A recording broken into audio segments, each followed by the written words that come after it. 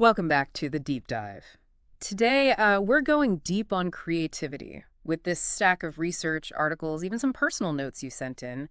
Looks like someone is ready to unlock some serious creative potential. Definitely. And it's really interesting, actually, the variety of approaches here. We've got everything from cultivating the right mindset to even using technology. It really does make you think creativity isn't just one thing. It's more like a whole ecosystem. That's a great way to put it. I'll be honest, I need this deep dive myself. Sometimes I feel a bit stuck, just going through the motions. I'm hoping these sources will help me shake things up. You're in luck then. One theme that really jumps out is that mindset is so important. It's not just about being talented. It's about a way of thinking. Yeah, I've heard that before. But it always seems, I don't know, kind of vague. Like, what even is a creative mindset? It's less about a strict definition and more about certain habits, I guess. A lot of the sources point to curiosity, that childlike instinct to always question, explore, not just accepting things as they are. So instead of just going with the flow, I should be asking why more and what if? Exactly. There's this great story, actually, in one of the articles. It was about this famous architect designs those incredible futuristic buildings. Apparently, whenever he gets stuck, he'll grab a notebook, start listing questions about the project. Just asking those questions helps him break free from stale thinking. Oh, that's pretty cool. I can see how that would work. And honestly, I need to be better about failing too. Sometimes I'm so scared of messing up, I don't even try. The fear of failure can really hold you back, yeah. Yeah. But your sources actually have some good advice on this. One study showed that people who are more comfortable with failure, well, they come up with more original ideas. They see setbacks not as defeat, but as information, chances to learn. Okay, that makes sense. It's not about avoiding failure, but seeing it as like part of the process. But how do you even do that? Go from terrified to seeing it as a good thing. Well, a lot of sources suggest keeping a failure journal. Not like things you're scared of, but your actual failures. Write down what happened, why you think it went wrong, and, this is important, what you learned. Interesting. Like turning those bad experiences into something good, something you can use. Yeah, exactly. It can help shift how you see things. See failure not as a threat, but as a teacher. And speaking of shifting your view, another part of that mindset is mindfulness. Mindfulness, like meditation and stuff. I've tried that before, but I always feel like I'm doing it wrong. There's no right or wrong, really. It's about finding something that helps you quiet your mind and just be present. Even a few minutes a day of just breathing can be helpful. So mindfulness is clearing your head, being in the moment. How does that connect to creativity? Well, when our minds are racing, it's tough to make space for new ideas. Mindfulness helps create that space, letting things settle so new connections can form. So it's like, I don't know, tidying up your mental workspace so you can actually create. Yeah, exactly. One study even found that people who practice mindfulness often say they feel more creative, less blocked. They're better at tapping into their intuition and having those aha moments. Okay, starting to get the big picture here. It's not just talent or waiting for inspiration. It's about creating the right environment in your mind and, well, around you, right? Absolutely. And speaking of environment, something else that pops up a lot is daily habits. Okay, I'm all ears. Lay those actionable tips on me. What kind of habits should I be making part of my routine? A big one, almost every source mentioned this, writing every day, even just for a few minutes. The act of actually writing, it gets those creative juices flowing. So it's not about writing a novel every day, but the practice itself. Yeah, like building a muscle, training your mind to think in new ways. You don't have to write stories. You could journal, just free write, even random thoughts.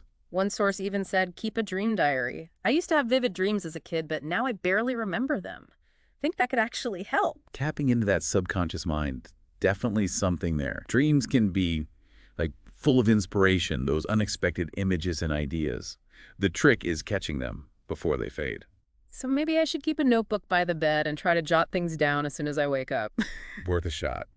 Another habit a lot of sources mention is scheduling thinking time. Not working or to-do lists, but unstructured time for your mind to just wander. Sounds amazing, but also impossible. My life is so scheduled already, barely time to eat, let alone just sit and think. I get it, but even small bits of time can help. A 10-minute walk without your phone, maybe, or a few minutes just looking out the window before bed. Creating that space for your mind to breathe, without distractions. And speaking of distractions, I'm seeing a lot about minimizing those darn notifications. Yeah, it's almost impossible to focus and be creative when you're constantly getting bombarded with emails, texts, all that. Right, I'm definitely guilty of that. Always plugged in, even when I'm trying to relax. It's so common now, but not great for creativity. A lot of sources suggest setting specific times to check things instead of letting them interrupt you all day. So being more intentional with technology, right? Oh, Prioritizing quiet time. exactly. And this leads to another important thing for a creative environment, collaboration. We don't have to do this alone, you know. Music to my ears. Yeah. Huge believer in teamwork, brainstorming. Two heads are better than one, right? The sources seem to agree. They highlight the benefits of being around creative people, people who inspire you, challenge you, give you honest feedback. One even suggests going to events or workshops to really immerse yourself in a creative community. I found that helpful, definitely. It's about creating that space where ideas can flow, where you feel safe to experiment and share your work. And sometimes just a change of scenery can spark something, right? Totally. One source recommends trying a new coffee shop or walking in a park. Sometimes that fresh environment can trigger fresh thinking. Makes sense. Now, this next one, I need to work on this. Apparently, our physical and emotional well-being are really important for creativity. That's right. A lot of sources emphasize the connection between physical activity and creative thinking. Even just moderate exercise, like a walk each day, can boost your energy, improve mood, and get your imagination going. So my afternoon walk isn't just good for my body, it's good for my creative mind, too. And sleep, I'm guessing that's crucial, too. Absolutely. A well-rested brain is a more creative brain. If you're sleep deprived, it's harder to focus, come up with ideas, all of that. Noted. The sources also talk about gratitude. How does that fit in with creativity? Gratitude can really shift your perspective, helping you see the good in things and all the possibilities around you. That positivity can fuel creative thinking and help overcome challenges. Okay, this is all making sense. But what about those times when you just hit a wall, a creative block? What do the sources say about getting unstuck? Well, there's no one answer that works for everyone. But one common suggestion is to just switch tasks.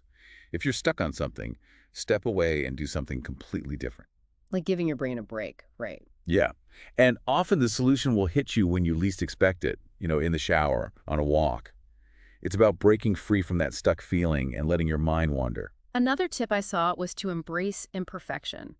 So easy to get caught up in trying to make everything perfect, but that can actually hurt creativity. Absolutely. There's this quote from a famous artist. They said, "The enemy of art is the fear of making a mistake." It's about letting go of that need to control everything, giving yourself permission to play and even mess up. I love that. Talking it out can be helpful too, right? Definitely.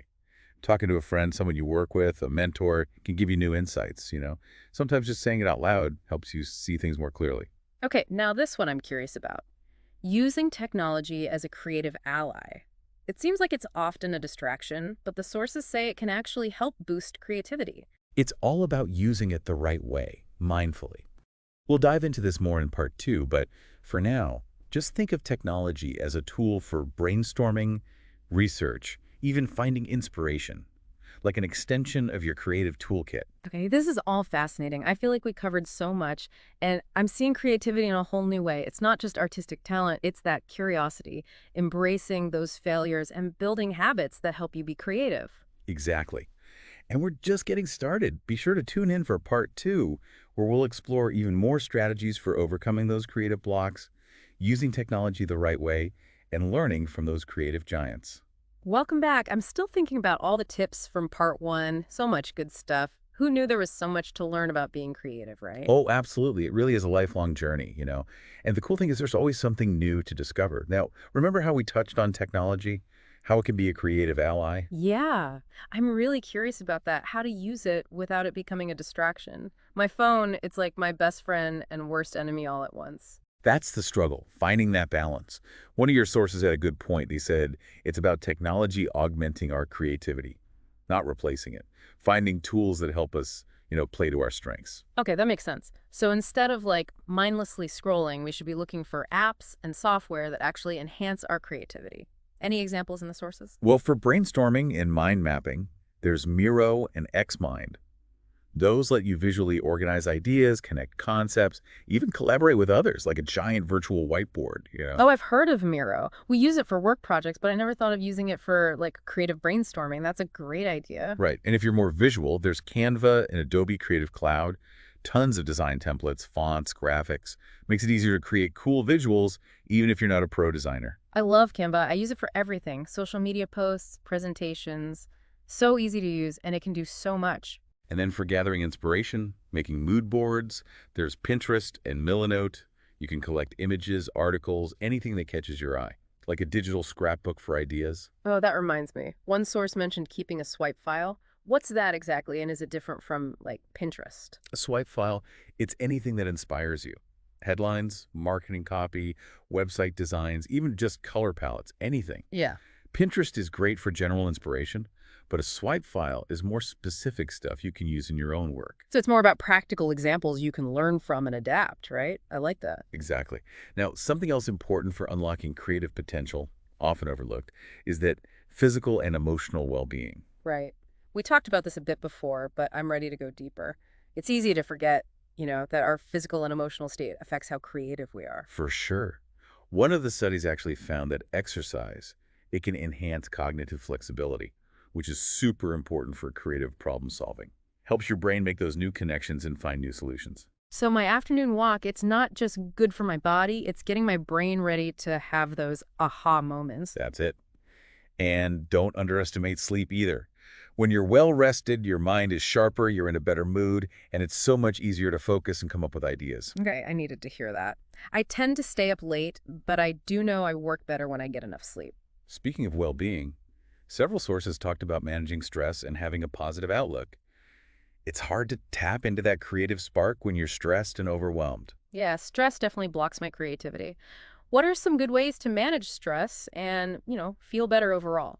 Well, besides exercise and sleep, the sources recommend things like mindfulness, meditation, even just spending time in nature.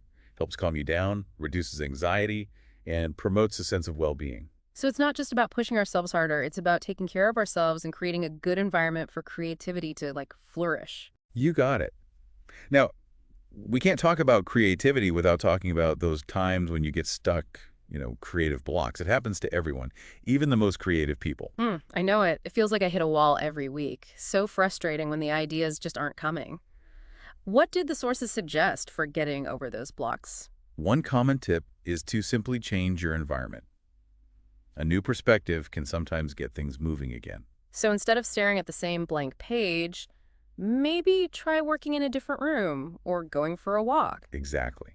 Another technique, a lot of sources mention this, is constraint. It might seem counterintuitive, but limiting your options can actually boost creativity. Constraint. How does that work? Well, instead of giving yourself unlimited choices, you set specific parameters for your project, like maybe you limit your color palette or the materials you use, or set a time limit for a task. So it's about creating like artificial boundaries to force yourself to think differently. Right. That limitation can actually lead to more innovative and unexpected results. And sometimes the best thing is to step away from the project entirely, do something totally different. Like take a break, do something fun, completely unrelated to the task. Exactly. Could be anything. Reading, listening to music, going for a run, something to help you relax and recharge. Sometimes the solution will come to you when you're not even thinking about it. Okay, good reminder. It's easy to get caught up in that pressure to create, but sometimes stepping away and letting your mind wander is the best thing. Absolutely. Now, one more strategy for those creative blocks, I thought this was interesting, is creative cross-training. Creative cross-training, what is that? It's about doing activities that are outside your normal creative area. So if you're a writer, maybe try painting or sculpting. If you're a musician, try writing poetry or photography. So it's about trying new forms of creative expression and seeing how those experiences can inform your main craft. Exactly. That mix of ideas can spark new insights, help you break through creative barriers, and see the world in a whole new way. Okay, this is all so helpful. I feel like I have a whole toolbox now to deal with those creative challenges. But I'm also curious to learn more about how successful creative people approach their work. You mentioned learning from the greats before. Yes, we can learn a lot from studying the habits and routines of those who have really mastered their craft. We'll explore this more in part 3, but for now, just know that you're not alone on this journey. There's a whole community of creators, past and present, who've faced the same challenges and found their own ways to succeed. Welcome back to the deep dive. I'm ready for this last part. This is great. Learning about all those creative habits and tools has been amazing, but now I really want to hear about those greats you mentioned, like getting a peek behind the curtain, seeing how they work. There's something, I don't know, almost magical about seeing how the masters do what they do. Super inspiring, and you learn so much. One thing that really stands out is routine. A lot of successful creative people, they really rely on a structured schedule for their work. So it's not about waiting for that burst of inspiration. They actually make time for creativity, even when they might not feel like it. Exactly. One source had this story about Maya Angelou, the poet and author. She would rent a hotel room, not even far from her home, and go there every day to write, from like 6:30 in the morning till 2 in the afternoon, no matter what. Whether she felt inspired or not, she treated writing like a job, a commitment. Wow, that's serious dedication. Makes you realize creativity isn't always about, like, sudden genius. It's about showing up and putting in the work. For sure. And this ties into another thing we see with the greats. Stealing like an artist. Stealing, that doesn't sound very ethical. Not like actual stealing, no. It's more about drawing inspiration from all sorts of places, Mm. studying the people you admire and then mixing those influences into something new, your own thing. So recognizing that, like, no idea is totally original. We're all building on what came before. Exactly. One source even suggested keeping a swipe file, remember? That collection of things that inspire you, headlines, visuals, all that. Yeah, we talked about that earlier, like having a little storehouse of creativity you can tap into when you're stuck. Right. Now, another lesson from these creative giants is how they see failure. It's a chance to learn, not the end of the world. They get that setbacks happen, and it's all about learning from those experiences and moving on. Like that Thomas Edison quote, right? I haven't failed. I've just found 10,000 ways that won't work. Exactly. It's about that resilience, Yeah. that drive to keep experimenting, keep getting better, even when things get tough. There's a book you send in and talk about how J.K. Rowling's first Harry Potter book got rejected by like 12 publishers before someone finally said yes. Imagine she'd given up after a couple of rejections, right? That's wild. Really shows you that success comes from sticking with it and learning from your mistakes. Absolutely. And speaking of learning, one habit a lot of masters share is this focus on always learning, always exploring. They're constantly reading, observing, real lifelong students of their craft. So it's not enough to just like master one skill. It's about pushing yourself, learning new things, expanding what you know. For sure. One article talked about Leonardo da Vinci, the ultimate Renaissance man. Painting, sculpting, architecture, science, he did it all. And that endless curiosity, that drive to learn, it fueled his creativity, let him do amazing things in so many different fields. Pretty inspiring. Makes you think like creativity isn't limited to just one thing. It's how you approach the world. That curiosity, that drive to explore, you can apply that to anything. Exactly. Now, before we wrap up, there's one last thing that came up in a lot of your sources. Mm. Finding your own creative voice. Oh, that's a tough one for me. Always has been. How do you figure out your own style, and not just copy everyone else? It's a journey, for sure. Takes time trying things out. One book had this cool exercise, creative genealogy, basically a list of everyone who's influenced your work, artists, writers, musicians, anyone. I like that idea. Helps you see those patterns, those influences that shaped you. Right. Once you see those influences, you can figure out what really speaks to you and start to carve your own path. So not about rejecting those influences, but building on them, making something new that's really you. That's it. Finding that place where your passions, what you're good at, and your unique perspective all come together. This deep dive has been so awesome. Seriously, I feel like I have a whole new understanding of creativity. It's not just about being artistic, it's that curious mindset, being okay with failure, and those habits that make you a better creator. And remember, it's a journey, not a destination. There's always more to learn, more to try, more to create. So true. I'm excited to try all this out, see where it takes me. Thanks for joining us on this deep dive. And until next time, keep that creative spark alive.